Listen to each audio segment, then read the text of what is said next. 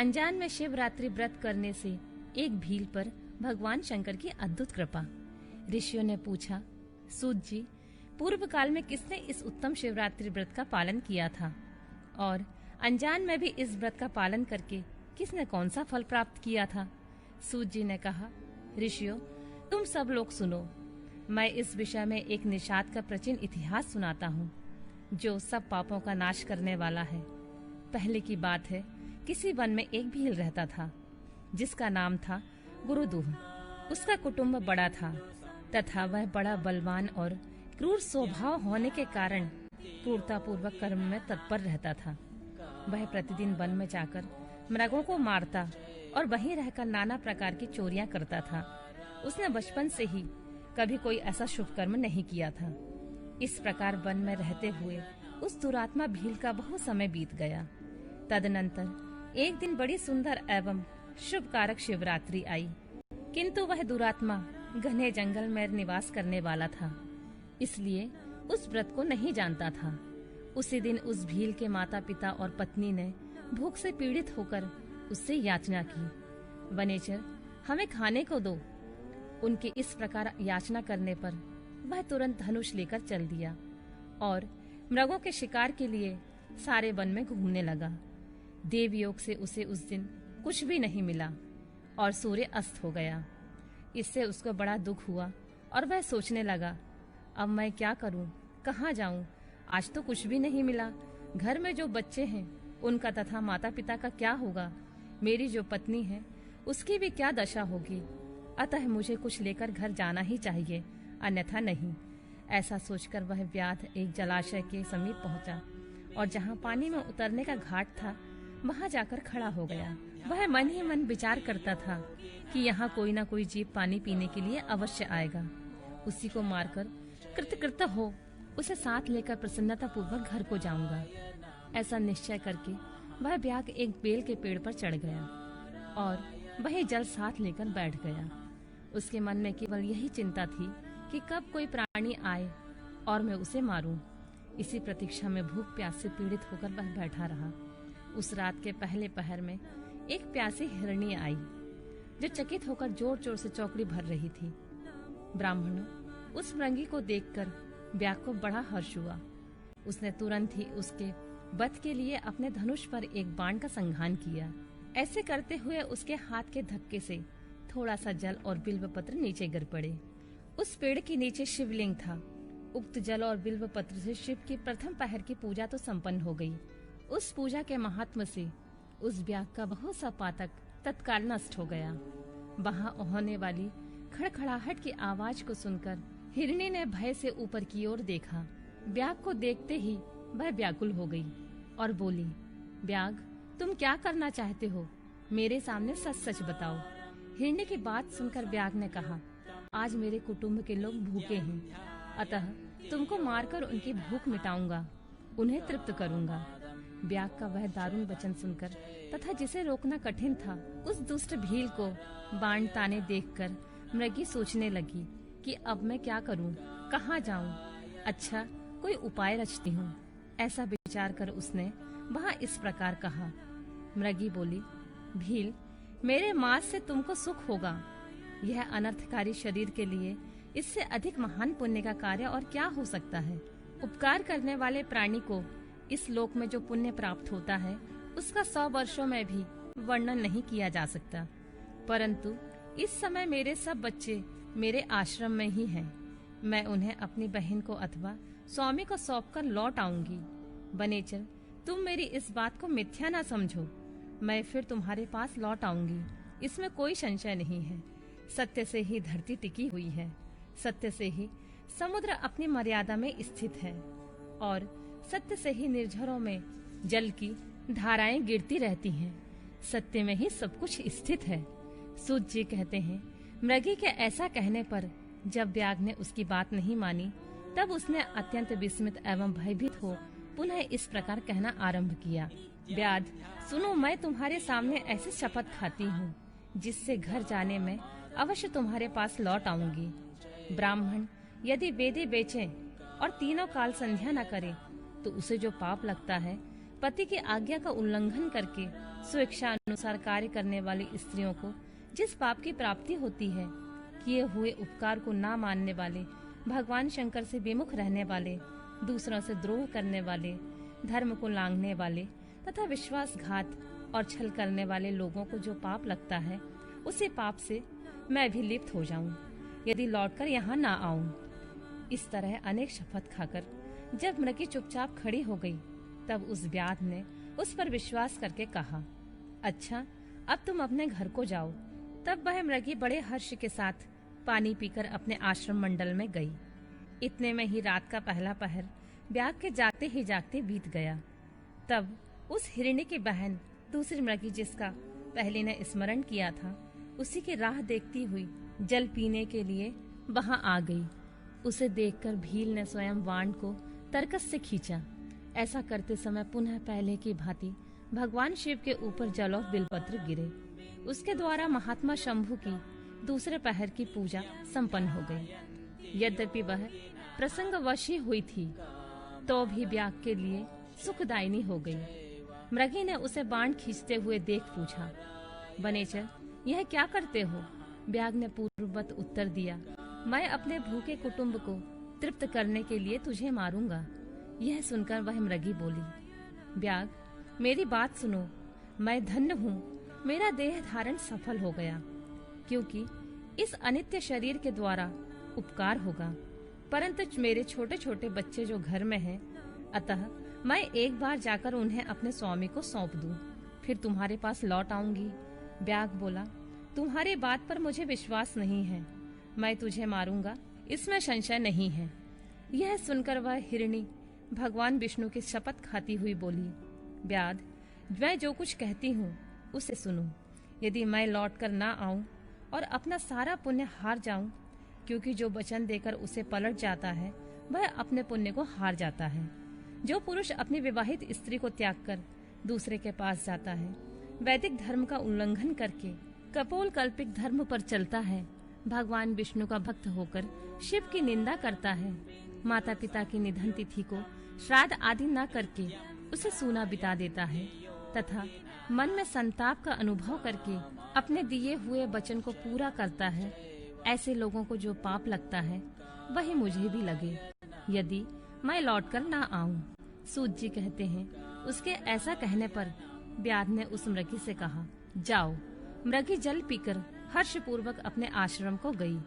इतने में ही रात का दूसरा प्रहर भी व्याग के जागते जागते बीत गया। इसी समय तीसरा प्रहर आरंभ हो जाने पर मृगी के लौटने में बहुत विलंब हुआ जान चकित हो व्याध उसकी खोज करने लगा। इतने में ही उसने जल के मार्ग में एक हिरण को देखा। वह बड़ा हष्ट पुष्ट था। उसे देखकर वनेचर को बड़ा हर्ष हुआ और वह धनुष पर बाण रखकर उसे मार डालने के लिए उद्यत हुआ। ऐसा करते समय उसके प्रारब्धवश कुछ जल और बिल्वपत्र शिवलिंग पर गिरे। उससे उसके सौभाग्य से भगवान शिव के तीसरे प्रहर की पूजा संपन्न हो गई। इस तरह भगवान ने उस पर अपनी दया दिखाई। पत्तों के गिरने आदि का शब्द सुनकर उस मृग ने व्याध की ओर देखा और पूछा, क्या करते हो? व्याध ने उत्तर दिया, मैं अपने कुटुंब को भोजन देने के लिए तुम्हारा वध करूंगा। व्याध की यह बात सुनकर हिरण के मन में बड़ा हर्ष हुआ और तुरंत ही व्याध से इस प्रकार बोला, मैं धन्य हूँ, मेरा हष्ट-पुष्ट होना सफल हो गया, क्योंकि मेरे शरीर से आप लोगों को जो तृप्ति होगी, जिसका शरीर परोपकार के काम नहीं आता, उसका यह सब कुछ व्यर्थ चला गया। जो सामर्थ्य रहते हुए भी किसी का उपकार नहीं करता, उसके वह सामर्थ्य व्यर्थ चली जाती है तथा वह परलोक में नरकगामी होता है। परंतु एक बार मुझे जाने दो, मैं अपने बालकों को उनकी माता के हाथ में सौंपकर उन सबको धीरज बंधाकर यहाँ लौट आऊंगा। ऐसा कहने पर व्याध मन ही मन बड़ा विस्मित हुआ। उसका हृदय कुछ शुद्ध हो गया था और उसके सारे पाप पुण्य नष्ट हो चुके थे। उसने इस प्रकार कहा। व्याध बोला, जो जो यहाँ आए वे सब तुम्हारी ही तरह बातें बनाकर चले गए, परंतु वे वंचक अभी तक यहाँ नहीं लौटे हैं। मृग, तुम भी इस समय संकट में हो, इसलिए झूठ बोलकर चले जाओगे, फिर आज मेरा जीवन निर्वाह कैसे होगा? मृग बोला, व्याध, मैं जो कुछ कहता हूँ उसे सुनो। मुझ में असत्य नहीं है। सारा चराचर ब्रह्मांड सत्य से ही तो टिका हुआ है।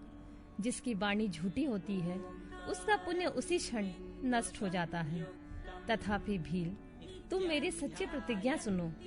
संध्या काल में मैथुन तथा शिवरात्रि के दिन भोजन करने से जो पाप लगता है, झूठी गवाही देने से, धरोहर को हड़प लेने से तथा संध्या न करने से दुष्ट को जो पाप होता है, वही पाप मुझे भी लगे यदि मैं लौटकर ना आऊं। जिसके मुख से कभी शिव का नाम नहीं निकलता, जो सामर्थ्य रहते हुए भी दूसरों का उपकार नहीं करता, पर्व के दिन श्रीफल तोड़ता, अवक्ष भक्षण करता तथा शिव की पूजा किए बिना और भस्म लगाए बिना भोजन कर लेता है, इन सब का पातक मुझे लगे यदि मैं लौटकर ना आऊं। सूत जी कहते हैं, उसकी बात सुनकर ब्याध ने कहा, जाओ शीघ्र लौटना। ब्याह के ऐसा कहने पर मृग पानी पीकर चला गया। वे सब अपने आश्रम पर मिले। तीनों ही प्रतिज्ञाबद्ध हो चुके थे।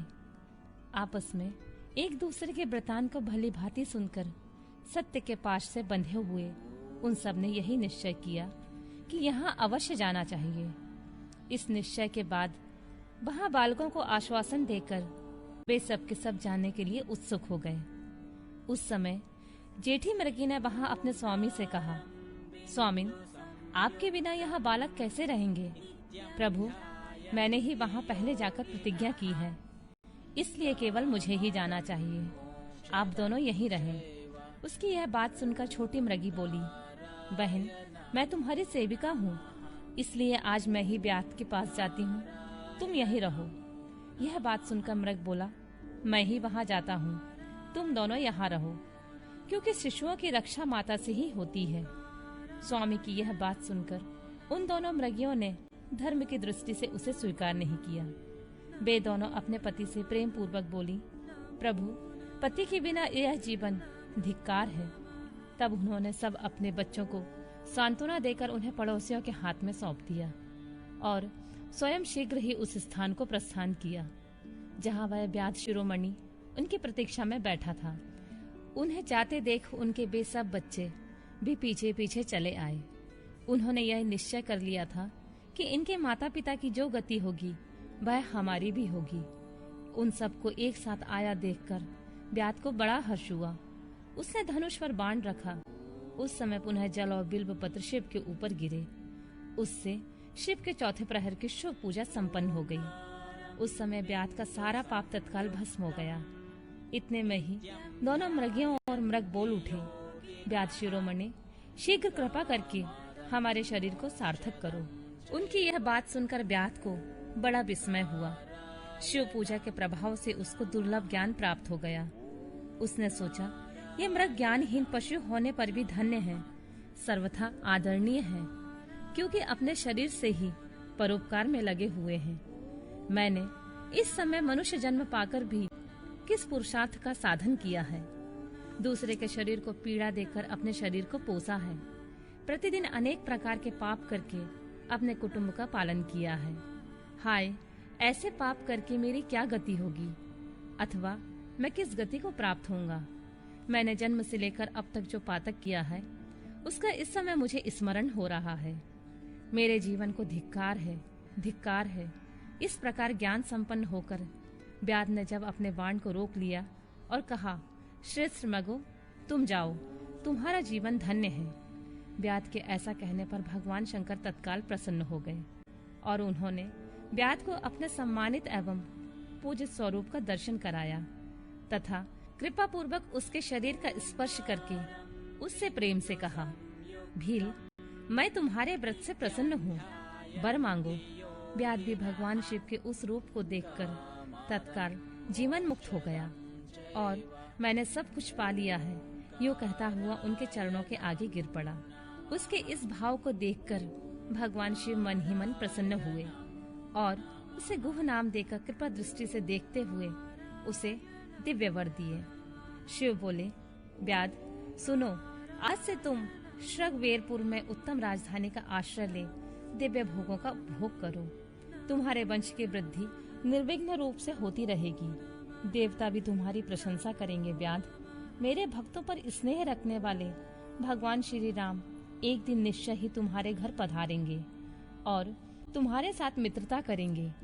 तुम मेरी सेवा में मन लगाकर दुर्लभ मोक्ष पा जाओगे। इस समय वे सब मृग भगवान शंकर का दर्शन और प्रणाम करके मृग योनि से मुक्त हो गए तथा दिव्य देहधारी हो विमान पर बैठकर शिव के दर्शन मात्र से शाप मुक्त हो दिव्य धाम को चले गए। तब से अवुर्ध पर्वत पर भगवान शिव व्याधेश्वर नाम से प्रसिद्ध हुए, जो दर्शन और पूजन करने पर तत्काल भोग और मोक्ष प्रदान करने वाले हैं। महर्षियों, वह व्याघ भी उस दिन से दिव्य भोगों का उपभोग करता हुआ अपनी राजधानी में रहने लगा। उसने भगवान श्री राम की कृपा पाकर शिव का सायुज्य प्राप्त कर लिया।